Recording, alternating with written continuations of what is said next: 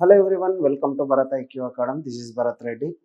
Right, మనకేంటి అంటే రీసెంట్గా బట్టి విక్రమార్క గారు వచ్చేసి మనకు దీనికి సంబంధించి ఏది తెలంగాణ జాబ్ క్యాలెండర్ గురించి ఇచ్చారు. సో చాలామంది ఏంటంటే వీడియోలు చేశారు కదా అని నేను కూడా ఎందుకులే అనుకున్నాను. బట్ చాలామంది ఏంటంటే రిక్వెస్ట్ చేశారు, సార్ కొంచెం ఒకసారి ఎక్స్ప్లెనేషన్ చేయండి అని. సో బేసికల్గా ఏంటంటే జాబ్ క్యాలెండర్ అనగానే చాలామంది ఏంటంటే మనకు జాబులు వచ్చేస్తాయి, ఇంకా మనం అంతా సెటిల్ అయిపోతున్నాం, ఎవ్రీ ఇయర్ పడుతుందంటే చాలా అనుకుంటూ అదొక ఫోబియాలు ఉంటారు. ఇంకో కొంతమంది ఏంటి అంటే సార్ ఎవ్రీ ఇయర్ వేస్తే కొన్నే పడతాయేమో, సో దీనికి మరి ఏం చేయాలి, కొన్ని పడితే మేము ఏం చేస్తాము అనే పాయింట్ ఆఫ్ వ్యూలో కూడా చాలామంది అడుగుతున్నారు. సో బేసికల్గా మీరు అబ్జర్వ్ చేయాల్సింది ఏంటంటే ఒకటి గుర్తుపెట్టుకోవాల్సింది ఏంటంటే మనకు దేశం మొత్తం మీద అబ్జర్వ్ చేసిన 100 జాబులు ఉంటే అందులో 5% గవర్నమెంట్ జాబ్స్ ఉండేవి, 95% ప్రైవేటే. ఫస్ట్ ఇది మైండ్లో పెట్టుకోండి. ఇంకొకటి ఏంటంటే ఆ 5%లో మనం ఉండాలి అంటే ఖచ్చితంగా కష్టపడి చదవండి. బేసికల్గా ఏంటంటే ఎగ్జామినేషన్ పాయింట్ ఆఫ్ వ్యూలో ఒకటి గుర్తుపెట్టుకోవాల్సింది ఏంటంటే రియల్గా నీకు ఇంట్రెస్టెడ్ ఉండే గవర్నమెంట్ జాబ్ ప్రిపేర్ అవుతున్నావా, ఫస్ట్ పాయింట్. సెకండ్ పాయింట్ ఏంటంటే ఎవరన్నా మోటివేట్ చేసి ఎవరికో గవర్నమెంట్ జాబ్ వస్తే సో మేబీ వాళ్ళ ద్వారా మనకు కూడా బెటర్గా ఉంటుంది, బెటర్ రెస్పెక్ట్ వస్తుందనే ఉద్దేశంలో అయితే రాకండి. ఫస్ట్ నీ కేపబిలిటీ అంటే చాలామంది ఏమనుకుంటారు అంటే పర్సంటేజెస్ బేస్ చేసుకొని ఓకే ఇంటర్లో నాకు ఇన్ని వచ్చినాయి, 10th ఇన్ని వచ్చినాయి, అది కాదు. బేసికల్గా ఏంది అంటే కాంపిటేటివ్ ఎగ్జామ్ అనేది కంప్లీట్ డిఫరెంట్ అప్రోచ్. అదే ఒకటి గుర్తుపెట్టుకోండి. కంప్లీట్ డిఫరెంట్ అప్రోచ్ అంటే మనకు ఇన్ని రోజుల వరకు చదివింది వేరు, ఇప్పుడు చదువుకున్నది వేరు. ఇన్ని రోజులు చదివిందంతా జస్ట్ మన కమ్యూనికేషన్ కోసమే, కానీ నువ్వు జీరో నాలెడ్జ్తో ఉన్న 100% సెలెక్ట్ కావచ్చు. సో లాస్ట్ టైం మనకు వచ్చిన దాంట్లో కూడా అంటే మనకు 3rd క్లాస్ మార్క్స్ వచ్చిన 10th క్లాస్ స్టూడెంట్స్ కూడా ప్రజెంట్గా ఎస్ఐ అయ్యారు. సో అప్పాలో వచ్చేసి అంటే మనకు దీనిలో వచ్చేసి తెలంగాణ పోలీస్ అకాడమీలో ట్రైనింగ్ తీసుకుంటున్నారు. కావాలంటే మీకు ఎప్పుడన్నా సరే మోటివేషన్ క్లాస్కి తీసుకొస్తాను. అంటే 3rd గ్రేడ్ మార్కులు వచ్చిన వ్యక్తి కూడా అంటే మీనింగ్ ఏంటంటే అతను అవన్నీ మర్చిపోయాడు. గతంని ఎప్పుడు కూడా తలుచుకోకండి. నువ్వు 10 సార్లు ఫెయిల్ అయినావా, 20 సార్లు ఫెయిల్ అయినావా, ఇవన్నీ డజంట్ మ్యాటర్. నీకు నిజంగా ఇంట్రెస్ట్ ఉండి గవర్నమెంట్ జాబ్ ప్రిపేర్ అవ్వాలనుకున్న వాళ్ళకి మాత్రం జాబ్ క్యాలెండర్ అనేది 100% మనకు వరమే. ఎందుకంటే చాలా అంటే చాలా యూస్ఫుల్గా ఉంది. ఫర్ ఎగ్జాంపుల్ ఈ ఇయర్ కష్టపడ్డావు, ఆల్మోస్ట్ బాగా స్కోర్ చేసి వర్కౌట్ చేసుకున్న తర్వాత నీకు దగ్గరకు వచ్చి మిస్ అయిందంటే ఫస్ట్ నీ యొక్క నెగిటివ్స్ వేరే వాళ్ళతో చెప్పించుకునే దానికంటే నీకు నువ్వు బేరీజ్ వేసుకో. ఫస్ట్ ఒకటి ఏం చేయండి అంటే ఒక లైన్ అనేది తీసుకొని మెయిన్ థింగ్ ఏం చేయండి అంటే మార్నింగ్ ఒక 5 hours చదువుకోవాలి, ఆఫ్టర్నూన్ తర్వాత 5 hours చదువుకోవాలి. ఇది షెడ్యూల్ వేసుకోండి. ఇంకొకటి ఏంటి అంటే ఇక్కడ ఎగ్జామినేషన్కి ప్రిపేర్ అయ్యేటప్పుడు చాలామంది చేసే తప్పిదం ఏంటి అంటే ఎస్పెషల్ ఎస్ఐ పాయింట్ ఆఫ్ వ్యూలో మార్నింగ్ అంతా మ్యాథ్స్ చేద్దాం, ఆఫ్టర్నూన్ అంతా జిఎస్ చేద్దాం అంటారు. ఇది మ్యాక్సిమం ఏంటంటే చాలామందికి తెలియంది ఏంటి అంటే అది మనకు రాంగ్ వేలో వర్కౌట్ అవుతుంది. కాబట్టి మార్నింగ్ ఒకవేళ మీరు అర్థమెటిక్ పెట్టుకున్నారనుకోండి, మార్నింగ్ ఒక 2 hours అర్థమెటిక్ పెట్టుకోండి. ఇంకొకటి ఏంటంటే కంటిన్యూస్గా 3-4 గంటలు చదవడం వల్ల ఉపయోగం లేదు. మార్నింగ్ అర్థమెటిక్ పెట్టుకుంటే ఆఫ్టర్నూన్ తర్వాత మనకి ఏంటంటే రీజనింగ్ సంబంధించి పెట్టుకోండి. సో ఇట్లా కన్వర్ట్ చేసుకోవాలి. ఇంకొకటి ఏంటంటే చదివేటప్పుడు కూడా ఏంటి అంటే ఎవ్రీ 30 minutes తర్వాత ఒక బ్రేక్ ఇవ్వండి. 30 minutes తర్వాత బ్రేక్ అంటే పోయి మళ్ళీ బయట పోయి టీ తాగేసి వచ్చి అది బీభత్సాలు చేయకండి. సింపుల్గా ఏంటంటే బ్రేక్ 5 minutes. ఈ 5 minutes తర్వాత మళ్ళీ ఏం చేయండి అంటే మళ్ళీ రీస్టార్ట్ చేయండి. 30 minutes చదవండి, మళ్ళీ 30 minutes కాకపోతే 25 minutes చదివినా సరే మళ్ళీ ఒక 5 minutes బ్రేక్ ఇవ్వండి. సో ఓవరాల్గా ఈ విధంగా అబ్జర్వ్ చేసిన తర్వాత ఏంటంటే మళ్ళీ 5 minutes. సో ఒక బ్రేక్ తీసుకున్న తర్వాత నువ్వు కొత్త పేజ్కి వెళ్ళే కంటే ముందు ఆ ప్రీవియస్ 30 minutes ఏం చేసావో ఒకసారి క్విక్గా 2 minutesలోనే రివిజన్ చేయొచ్చు. చేసిన తర్వాత మళ్ళీ కొత్త పేజ్ చదవండి. ఇలా వర్కౌట్ చేసుకోండి. అంతేగాని కంటిన్యూస్గా సార్ నేను తలకాయ కిందికి దించితే 2 గంటల వరకు పైకి ఎత్తాను అంటే ఎప్పుడో పోయి ఉంటుంది మన మైండ్. యూఎస్ఏకో యూకేకో లేకపోతే మన ఊర్లో రైతు బంధుకా ఇది రుణమాఫీ అవుతుందా లేదా ఇట్లాంటివి ఆలోచించుకుంటూ వెళ్తాం. సో అవి కాకుండా మెయిన్ థింగ్ ఏంటంటే ఇది. ఇంకొకటి ఏంటంటే కాంపిటేటివ్ ఎగ్జామ్కి వచ్చే వాళ్ళు గుర్తుపెట్టుకోండి, అపోహలతో రాకండి. సో పోస్టులు తక్కువ వస్తాయంట, మనం ఏం చేస్తాం, ఒకవేళ సెలెక్ట్ కాకపోతే ఏంటిది, చాలా మందికి ఇట్లా ఇది వర్కౌట్ అవుతలేదంట, అది వర్కౌట్ అవుతలేదంట, ఇవన్నీ మనకు పక్కకు పెట్టండి. సో ఏదైనా సరే ఒక ఫెయిల్యూర్ క్యాండిడేట్ అనేవాడు అవతల వాళ్ళని ఇన్ఫ్లుయెన్స్ చేస్తూనే ఉంటాడు. అరే నేను 5 ఏళ్ళు ప్రిపేర్ అయినా రాలేదు, వాడు 5 ఏళ్ళు నిజంగా ప్రిపేర్ అయ్యిండా కమిటెడ్గా? ఒకటే ఒకటి గుర్తుపెట్టుకొని, కమిట్మెంట్ అనేది చాలా అంటే చాలా ఇంపార్టెంట్. కమిట్మెంట్తో ప్రిపేర్ అయితే మాత్రం డెఫినెట్గా ఇది మాత్రం చాలా మందికి సక్సెస్ఫుల్. అది ఒకటి గుర్తుకోండి. కమిట్మెంట్ అంటే ఎలా ఉండాలి అంటే, మనకు వన్స్ ఒకసారి కాంపిటేటివ్ ఎగ్జామ్లో మనకు వస్తే మార్నింగ్ వచ్చేసి నువ్వు మొబైల్ ఫోన్ స్విచ్ ఆఫ్ చేస్తే నైట్ వరకు మళ్ళీ ఆన్ చేయకు, ఏరోప్లేన్ మోడ్ పెట్టేసేయి. నెక్స్ట్ ఇంకొకటి ఏంటంటే వాట్సాప్ గ్రూపులు తీసేసేయి. సోదంతా ఏదేదో చెప్తారు, అది పోయింది ఇది పోయింది, ఏది ఉండదు. సార్ మాకు అప్డేట్స్ వస్తుంటాయి, అందుకే ఏం అప్డేట్స్ ఉంటాయి చెప్పు ఒకటి? ఏం పనికిమాలిన అప్డేట్స్ అన్నీ ఏదేదో విని చెత్తంతా బుర్రలో వేసుకోకు. సో మొబైల్ ఫోన్ నేను స్విచ్ ఆఫ్ చేసి వర్కౌట్ చేయండి. ఎందుకంటే మొబైల్ ఫోన్ అనేది నువ్వు ప్రాపర్గా యూజ్ చేస్తే 100% నీ సక్సెస్లోకి తీసుకెళ్తుంది. అలా అని చెప్పేసి ఒక 5 మినిట్స్ అనుకొని రీల్స్ చూడమో జబర్దస్త్ చూడమో చేస్తే ఆ 5 మినిట్స్ కాస్త తెలియకుండా 1 అవర్ అయిపోతుంది. 1 అవర్ నీకు ఒకవేళ మైండ్ని ఒకటే దానిపైన కాన్సన్ట్రేట్ చేస్తే నెక్స్ట్ ఒక హాఫ్ అన్ అవర్ వరకు నీకు ఏం పని చేత కాదు. అది మనకు సైకలాజికల్గా చెప్తా ఉన్నాను. సో ఒకటే ఒకటి గుర్తుపెట్టుకోవాల్సింది ఏంటి అంటే, కమిట్మెంట్ అనేది ఎలా ఉండాలి అంటే, నువ్వు ఇంకొకటి కాంపిటేటివ్ ఎగ్జామ్లో ప్రిపేర్ అయ్యేటప్పుడు ఎవరికి చెప్పకు ఇది ప్రిపేర్ అవుతున్నా అది ఏదో ఊరు నుంచి వచ్చేటప్పుడు ఏదో జాబ్ చేసుకుంటున్నాను చెప్పుకుంటురా. జాబ్ చేసుకుంటున్నావా ఏదనేది డజంట్ మ్యాటర్, నీ తల్లిదండ్రులకు మాత్రం తెలిస్తే సరిపోతుంది. ఈ ఊర్లో వాళ్ళకు కూడా తెలిస్తే ఏమవుతుందంటే, మామూలు ఊరిపోయినప్పుడల్లా విసిగిస్తూ ఉంటారు, రిజల్ట్ వచ్చినప్పుడల్లా నీకు ఫోన్ చేసి ఒక రకంగా డిస్టర్బ్ చేస్తూ ఉంటారు. కాబట్టి సో నీకు కాంపిటేటివ్ ఎగ్జామ్లో ప్రిపేర్ అయ్యేటప్పుడు ఎవరికి చెప్పాల్సిన అవసరం లేదు, నీ రిజల్టే వాళ్ళందరికీ తెలిసే విధంగా వెళ్ళిపోవాలి. కాబట్టి ఒకటే ఒకటి గుర్తుపెట్టుకొని కమిట్మెంట్తో రండి. ఇంకొకటి ఏంటంటే టైం పాస్కి రాకండి. టైం పాస్కి వెళ్ళడము అంటే, ఫర్ ఎగ్జాంపుల్ చాలామంది ఇట్లా వస్తుంటారు, హాస్టల్లో ఏదో కొంతసేపు తింటారు, మూవీకి వెళ్తారు, బయట తిరుగుతారు. సో ఆటోమేటిక్గా గర్ల్ ఫ్రెండ్ బాయ్ ఫ్రెండ్ ఇవన్నీ అన్నీ వేస్ట్ ట్రాష్. చూడండి, నీకు రేపు జాబ్ వచ్చిందంటే నేను వేరే లెవెల్లో వెళ్ళిపోతావు, అది గుర్తుపెట్టుకో, అది ఊహించుకోవాలి. ఇప్పుడు ఇదంతా సోదంతా బయట చూస్తూ ఉంటాను, నేను కూడా అబ్జర్వ్ చేస్తూ ఉంటాను. అదంతా మనకేంది అంటే ఎక్కువసేపు ముచ్చట్లు పెట్టడం, పనికిమాలిన మ్యాటర్ పైన ఏదేదో మాట్లాడుకుంటాం, దానివల్ల మనకు ఉపయోగం లేదు. దానికంటే ఒక ఫ్రెండ్ కలిసినప్పుడు ఏ విధంగా మాట్లాడుకోవాలంటే సబ్జెక్ట్ రిలేటెడ్ రివిజన్ చేయండి. ఫర్ ఎగ్జాంపుల్ నేను ఒక చాప్టర్ చదివాను, నువ్వు ఒక చాప్టర్, ఇద్దరు దానిలో మెయిన్ పాయింట్స్ డిస్కస్ చేయండి. అంతేగాని మళ్ళీ ఒక 5-6 కలిసి చదువుతామంటే అది మళ్ళీ ఉత్తమ ముచ్చట్నే అవుతుంది. చూడండి, ఒకరు ఇద్దరిద్దరు మాత్రమే చదువుకొని పేరుగా సో పర్ఫెక్ట్గా ఎగ్జిక్యూట్ చేసుకోండి, 100% సక్సెస్ వస్తుంది. ఇంకొకటి ఏంటి అంటే, ఇంతకు ముందుకే చెప్పిన టైం అనేది చాలా అంటే చాలా ఇంపార్టెంట్. నీకు ఈ టైంలో నువ్వు కరెక్ట్గా యూటిలైజ్ చేసుకుంటేనే, అంటే ఓవరాల్గా నేను అబ్జర్వ్ చేసిన దానిలో మనకు అబ్జర్వ్ చేస్తే ఒకటి ఏంటంటే, ఇక్కడ పెద్దగా మనం బీభత్సాలు చేయాల్సిన అవసరం లేదు. సింపుల్ థాట్ ప్రాసెస్ ఏంటంటే 7-8-9 రూల్ యూజ్ చేసుకోండి. 7 అవర్స్ స్లీపు, 8 అవర్స్ వచ్చేసి నీకు సంబంధించిన దానిలో ఏదైనా కాలయాపన చేసుకుంటూ వర్కౌట్ చేసుకున్నా సరిపోతుంది. ఒకటి కాలయాపనలో అంటే మనకేంది అంటే రివిజన్ టెస్టులు అన్నట్టు. ఇక్కడ చూడండి, గుర్తుపెట్టుకోండి, ఇందులో 1 అవర్ ఇక్కడ వేసి ఎడ్యుకేషన్ కంటే చదువుకోవడానికి 10 అవర్స్ ప్లాన్ వేసుకున్నా పర్ఫెక్ట్గా ఎగ్జిక్యూట్ అవుతుంది. చూడండి, 10 hours is more than enough. 7-8-9 రూల్లో 9 hours మనకు ఎఫెక్టివ్ స్టడీ ఉండాలి. 10 అవర్స్ వేసాను కదా, ఎఫెక్టివ్ స్టడీ 9 అవర్స్. ఎందుకు అంటే 5 మినిట్స్ బ్రేక్ ఇస్తావు కదా, ఆ బ్రేక్ పోవాలి కదా. సో బ్రేక్ పోవాలి కాబట్టి దాదాపుగా నీకు 10 గంటల్లో మనకు అబ్జర్వ్ చేసినప్పుడు బ్రేకులు పోయినా 9 అవర్స్ ఎఫెక్టివ్ స్టడీ ఉంటే 100% సక్సెస్ కావచ్చు. అది ఒకటి గుర్తుపెట్టు. ఇంకొకటి ఏంటంటే మిత్, అంటే ఊహలు తెచ్చుకోకండి. అవతలోడు ఫెయిల్ అయినంత మాత్రాన నీకు ఖచ్చితంగా వాన్లాగా నువ్వు అవుతావన్న గ్యారంటీ లేదు. ఇంకోటి, సక్సెస్ అయినోడు కూడా ఎక్కువ చెప్తాడు, నేను ఇట్లా చదివినా నాకు వచ్చేసింది, అది కూడా నమ్మకండి. ఫస్ట్ రియాలిటీలోకి రండి, మన కేపబిలిటీ ఏంది, కెపాసిటీ ఏంది, దాని పరంగా చూసుకోండి, 100% వర్కౌట్ అవుతుంది. ఇంకొకటి ఏంటి అంటే సెలెక్షన్ ఆఫ్ మనకేంటి అంటే institute is very very important. Selection of institute కానీ మెంటర్ కానీ ఒకటి గుర్తుపెట్టుకోవాల్సింది ఏంటంటే, ఇన్స్టిట్యూట్ క్వాలిటేటివ్గా ఉండే వాటినే చూజ్ చేసుకోండి. నేను నా చూజ్ చేసుకోమని చెప్పట్లేదు, సో అండ్ సో XYZ ఏం చెప్పట్లేదు. సింపుల్ థింగ్ ఏంటంటే క్వాలిటీ ఎలా ఉంది. సో మనం అంత చిన్నపిల్లలం ఏం కాదు, బుర్ర లేకుండా ఏదో పోయి కూర్చొని ఇవన్నీ. కొంతమంది ఏం చేస్తారు అంటే, కొంతమంది ఇన్స్టిట్యూట్ వాళ్ళు ఆ దానిలో స్ట్రెంగ్త్ ఎంత ఉందో పోయిరాపు ఒకసారి ఇట్లాంటివి చేస్తూ ఉంటారు, అవన్నీ వేస్ట్. ఏంది డైరెక్టర్స్ బెనిఫిట్ కోసం చేస్తున్నారే తప్పితే దానిలో నీకు ఉపయోగం ఏం లేదు. నువ్వేం చేస్తావు? సార్తో మెప్పు పొందితే నీకేమైనా కిరీటం వస్తుందా?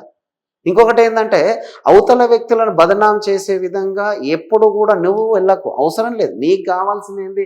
జాబ్ రావాలి. క్వాలిటీ ఎక్కడుందో ఆ ఇన్స్టిట్యూట్ని చూజ్ చేసుకోండి. అనవసరంగా బురద ఒక 110 తీసుకొని దానిలో వచ్చేసి మనం ఇది అదే అని చదివి లాస్ట్గా అన్సక్సెస్ అయ్యి ఇది ఫెయిల్ అయినా అని కాదు. ఒక దాన్ని పట్టుకోండి.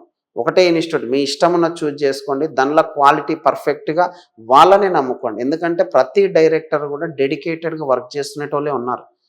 సో మనకు అదొకటి మైండ్లో గుర్తుంది. డెడికేటెడ్గా వర్క్ చేస్తారు, 100% సక్సెస్ తేవాలన్న ఉద్దేశంలోనే. కాబట్టి సో సంస్థను నమ్ముకున్నప్పుడు అక్కడే హ్యాపీగా కూర్చొని చదువుకోండి. 190 ఇన్స్టిట్యూట్లు తిరగకండి. ఇంకొకటి ఏంటి అంటే ఆన్లైన్ కూడా పర్ఫెక్ట్గా చాలా చీప్ అండ్ బెస్ట్లో మీకు ఉపయోగపడుతున్నాయి. ఆల్రెడీ కోచింగ్ తీసుకున్న వాళ్ళు మళ్ళీ కోచింగ్ జాయిన్ అయ్యి టైం వేస్ట్ చేసుకోకుండా మీకు ఏదైతే డెఫిసిట్ ఉందో దాని పరంగానే మీరు డెవలప్ చేసుకోండి. ఫర్ ఎగ్జాంపుల్ పాలిటీ నీకు కొంత రాదు. సో దాని పరంగా నువ్వు ఎంత ఎట్లా ఉంటే బెటర్ అనేది మీకు సీనియర్స్ ఎవరెవరు ఉంటారు, సక్సెస్ అయిన వాళ్ళు ఉంటారు.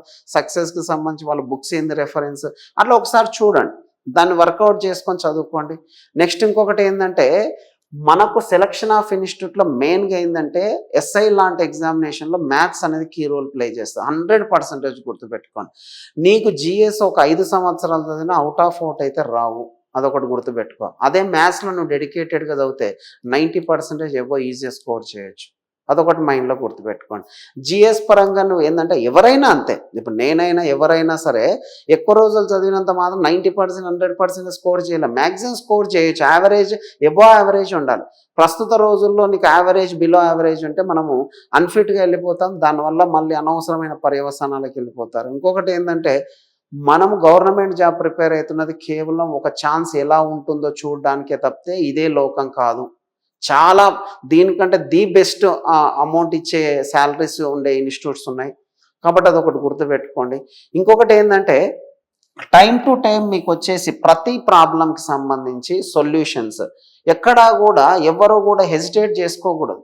మీరు కావాలంటే నా గురించి ఇప్పుడు లాస్ట్ టైం సెలెక్ట్ అయిన దాదాపుగా 150 మంది పైగా ఎస్ఐలు ఎవరైతే ఉన్నారో అందరూ కూడా నా ఈ మ్యాథ్స్కి రిలేటెడ్ రీజనింగ్ యూజ్ చేశారు. అర్థమెటిక్ కూడా బుక్ వస్తుంది. ఖచ్చితంగా గుర్తుపెట్టుకొని ఏ ప్రాబ్లం ఇచ్చినా వితిన్ 24 అవర్స్లో వితౌట్ హెజిటేషన్ ఖచ్చితంగా మీకు సొల్యూషన్ పంపిస్తా. ఏదో సార్ మీరు కోప్పడతారు, నాకు ఆఫ్లైన్ బ్యాచ్లో ఉండే వాళ్ళకు కూడా మీరు కావాలంటే అడగండి. ఒక్క క్వశ్చన్ కూడా వాళ్ళకి ఎంత హెజిటేషన్ చేసుకోకుండా డీటెయిల్గా చెప్తా ఉంటాము. ఇంకొకటి ఏంటంటే ప్రతి సంస్థ అలాగే ఉంటుంది. మీరు ఒకటి గుర్తుపెట్టుకోవాల్సింది ఏంటంటే సార్స్ని కంపేర్ చేయకండి. నీకు ఎంత నాలెడ్జ్ ఉంది, నువ్వు ఎంత గెయిన్ చేసుకోగలవు, ఏ సార్ బెస్ట్ ఉంటానో చూజ్ చేసుకో అంతే. మా మధ్యలో పోటీ పెట్టి ఆ సార్ మంచోడు, ఈ సార్ మంచోడు అంటే మేము మంచిగానే ఉంటాం. నువ్వెప్పుడు మంచిగా కావాలి? అవునా కాదా?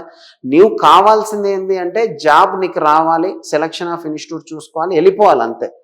అది పర్ఫెక్ట్ గైడెన్స్. అంతేగాని గంటల కొద్దీ ఇది బాగుంది అది బాగుంది అక్కడ జంప్ పోయి నేను డెమో ఇంటా, ఇవన్నీ డెమో ఇంటున్నావు అంటే నీకు ఎంత నాలెడ్జ్ ఉంటే ఒక ఇన్స్టిట్యూట్ మంచిదని టెస్ట్ చేస్తావు చెప్పు. ఒక సంస్థకి వెళ్తావు, నేను డెమో వింటున్నా అంటే మీనింగ్ ఏంటంటే నీకు ఎనార్మనస్ నాలెడ్జ్ ఉంది, లెక్చరర్ నువ్వు టెస్ట్ చేస్తున్నావు, నీ కెపాసిటీకి మించి ఉందా లేదా అనే పాయింట్ ఆఫ్ వ్యూ వెళ్తున్నావు. ఈ డెమోలు అనేది వేస్ట్ ఆఫ్ మ్యాటర్. చూడండి, నువ్వు ఇన్స్టిట్యూట్కి వెళ్ళినావు అంటే అతను నమ్ముకో, దానిలో కూర్చో, కమిట్మెంట్గా వాళ్ళు ఏం చెప్తే అది వినండి, 100% సక్సెస్ వస్తుంది. అంతేగాని ఈరోజు ఇక్కడ ఆ రోజు అక్కడ అంటే ఇలా తిరిగేసరికి పుణ్యకాలం కాస్త వెళ్ళిపోతుంది. ఇంకోటి ఎక్కువ ఆప్షన్స్ కూడా చూజ్ చేసుకోకండి. సో లిమిటెడ్ ఆప్షన్స్తోన ది బెస్ట్ ఉండే విధంగా చూసుకోండి. 100% మీకు ఏ సొల్యూషన్ అయినా రీజనింగ్ అర్థమెటిక్స్ సంబంధించి నాకు గుర్తు తెలియని వ్యక్తులు కూడా చాలామంది నా వాట్సాప్ నెంబర్కి పెడితే సొల్యూషన్స్ బీభత్సంగా పంపించాను. అది నాకు తెలుసు. కాబట్టి మీరు అనవసరంగా లెక్చరర్స్ని అయితే కంపేర్ చేసుకొని మీ భవిష్యత్తును ఖరాబ్ చేసుకొని ఇయర్ క్యాలెండర్ వచ్చింది అంటే ఈ ఇయర్ నువ్వు ప్రిపేర్ అయినావు, రాలేదు, నెక్స్ట్ ఇయర్ ఇదే కమిట్మెంట్ కంటే ఏదైతే మిస్టేక్స్ ఉన్నాయో అది ఓవర్కమ్ చేయడానికి ఇది బెస్ట్. ఇంకొకటి ఏంటంటే ఇయర్ క్యాలెండర్ వచ్చిందంటే ఎవ్రీ ఇయర్ ఖచ్చితంగా మనకు ఫుల్ఫిల్ జరుగుతూనే ఉంటుంది. ఇంత తక్కువ మనకు ఏంటంటే ప్రాబ్లమ్స్ రాకుండా చూసుకునే బాధ్యత కూడా గవర్నమెంట్కి ఉంటుంది. డెఫినెట్గా తీసుకుంటారు. అది వదిలేసేయండి. సార్ కరెక్ట్గా ఫిల్ అవుతాయా, ఇవన్నీ మీరు అంటే నెగిటివ్గా థింక్ చేయకండి. ఇంకొకటి గుర్తుపెట్టుకోవాల్సింది ఏంటంటే ఇక్కడ మనకు ఆల్రెడీ క్యాలెండర్స్ ఇచ్చాడు. ఫస్ట్ డే వచ్చేసి గ్రూప్ 1 అనేది వస్తుంది, గ్రూప్ 3 వస్తుంది, తర్వాత ఇట్లా వచ్చేసి ఉన్నాయి. బేసిక్ థింగ్ ఏంది అంటే నువ్వు ఏదైనా ఒక జాబ్ ప్రిపేర్ అయ్యేటప్పుడు ఏది ప్రిపేర్ అవ్వాలనుకుంటున్నావు ఫస్ట్ టార్గెట్ పెట్టుకో. అంతేగాని సార్ నేను ఫస్ట్ గ్రూప్ 1 తర్వాత గ్రూప్ 2 నాకు ఇట్లా ప్రిపేర్ అవుతే ఇది బెస్ట్ అంటే అది మనకు అంత సక్సెస్ అనేది కాదు. ఏది ప్రిపేర్ అవ్వాలనుకుంటున్నావో ఫస్ట్ దానిపైన కాన్సన్ట్రేట్ చేయి. ఫర్ ఎగ్జాంపుల్ మనకు జెన్కో ఉంది, గ్రూప్ 2 ఉంది, అది ప్రిపేర్ అవుతే దానికే ప్రిపేర్గా.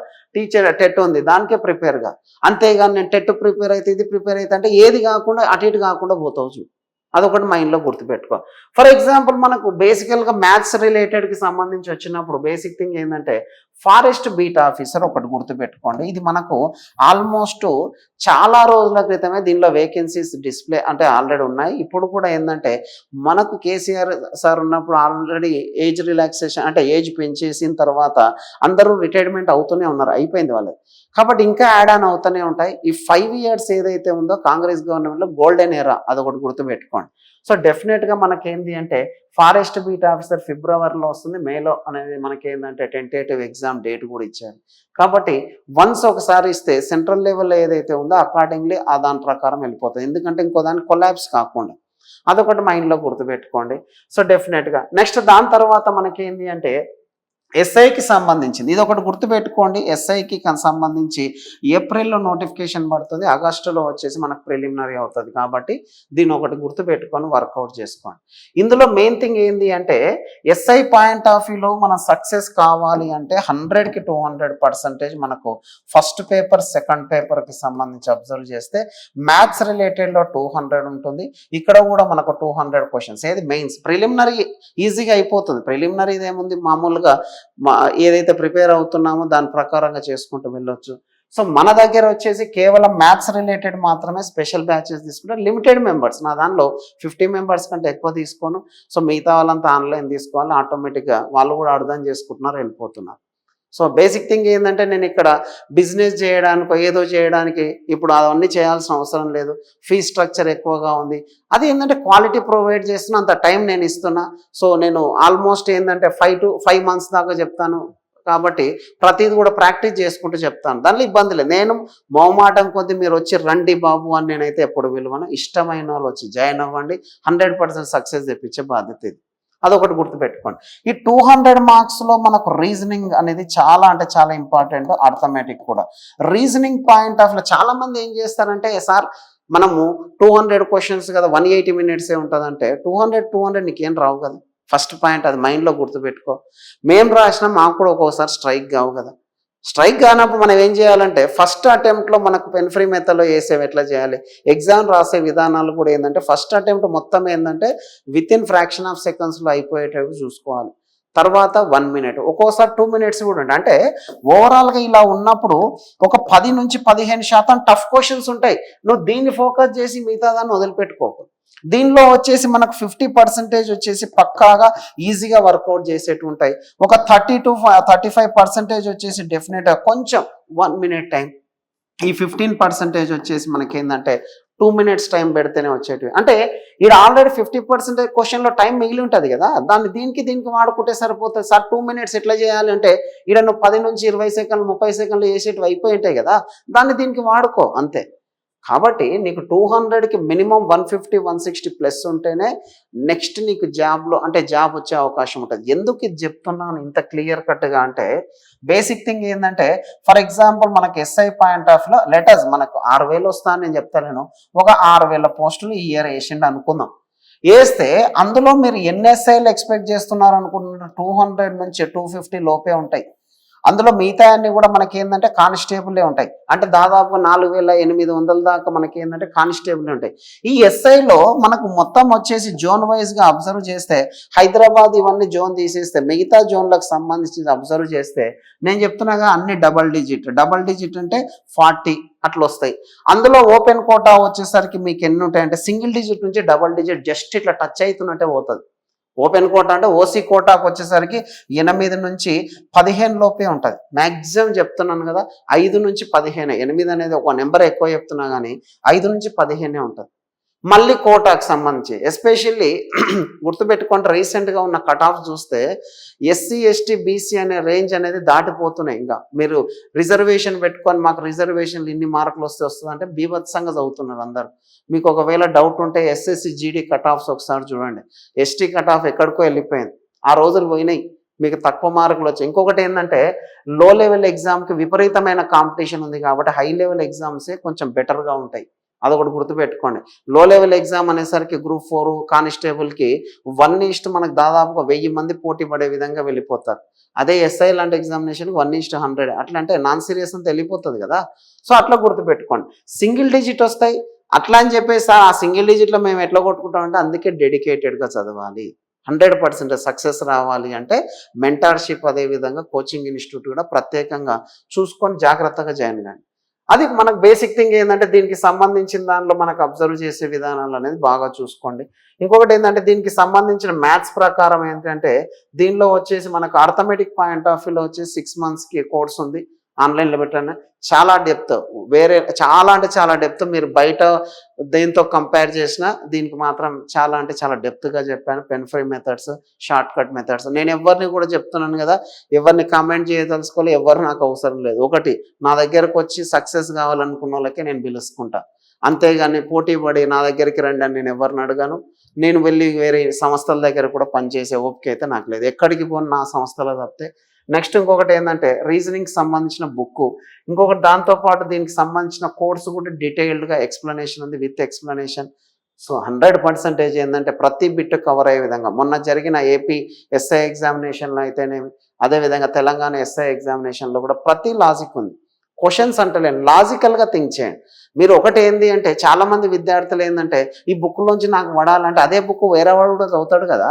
మీరు బుక్ను బైహార్ట్ చేయడం కాదు, ఫస్ట్ నాలెడ్జ్ని గెయిన్ చేసుకోండి. కాన్సెప్ట్ ఏ విధంగా ఉంది, షార్ట్ కట్ ఏ విధంగా ఉందనే పాయింట్ ఆఫ్ వ్యూలో వెళ్ళండి.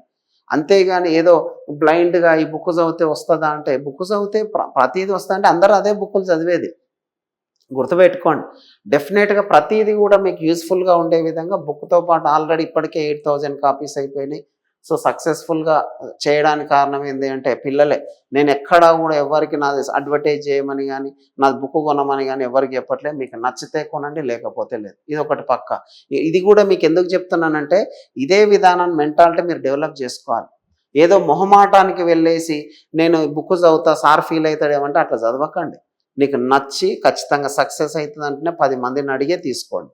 ఇంకొకటి ఏంటంటే ఎక్కువ రోజులు నీకు నచ్చలేదు, ఫర్ ఎగ్జాంపుల్ ఒక కోర్స్ తీసుకున్నావు, నచ్చకుంటే వదిలేసేయి. ఎందుకంటే కొన్నాను కదా సార్ 3 నెలల టైం 6 నెలల టైం ఉంది కదా అంటే అన్నట్లు ప్రిపేర్ కాకు. నీ బుర్ర ఖరాబు, దానివల్ల యూజ్ ఉండదు, అనవసరంగా వేస్ట్ ఆఫ్ టైం.